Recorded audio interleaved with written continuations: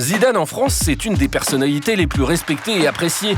Le gars a quand même ramené en 98 et en 2000 les coupes à la maison. Allez les Bleus, allez. Puis s'est illustré comme un des meilleurs entraîneurs de ces dernières années.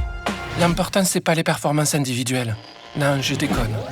Les rumeurs commencent à l'envoyer au PSG, le club français qui, si on ne s'avancera pas à dire qu'il est le meilleur, en vrai un peu, est carrément celui qui a le plus de thunes. Ouais, mais bon, on n'arrive toujours pas à gagner la Ligue des Champions. Mais Zidane au PSG, ça pose quand même quelques soucis à certains. D'abord parce que le Zizou, il est né à Marseille. Et même s'il n'a jamais joué à l'OM, les Marseillais, ça leur ferait pas trop plaisir de le voir débarquer chez leur plus gros rival. Oh non, Zinedine, pas ça, pas maintenant, pas après tout ce que tu as fait. Ensuite, parce que Zidane lui-même et pas mal de Français attendent qu'il devienne sélectionneur de l'équipe de France après Didier Deschamps. Au contraire, c'est pas pour tout de suite. Mais Zidane, il a pas mal de proximité avec le Qatar, dont l'émir est le propriétaire du PSG.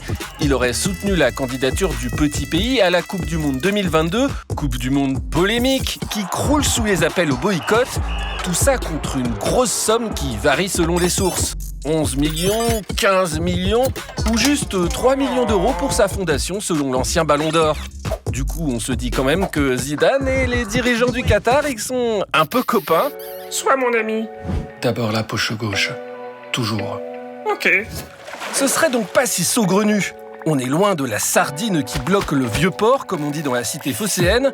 L'ancien numéro 10 pourrait bien mettre un coup de boule à ses origines marseillaises et débarquer à Paris. De toute façon, ça ne devrait pas entamer sa popularité en France, où personne n'a le droit de toucher à l'intouchable Zizou, quand bien même lui, il toucherait des gros chèques, de gros chèques. D'abord la poche gauche, toujours.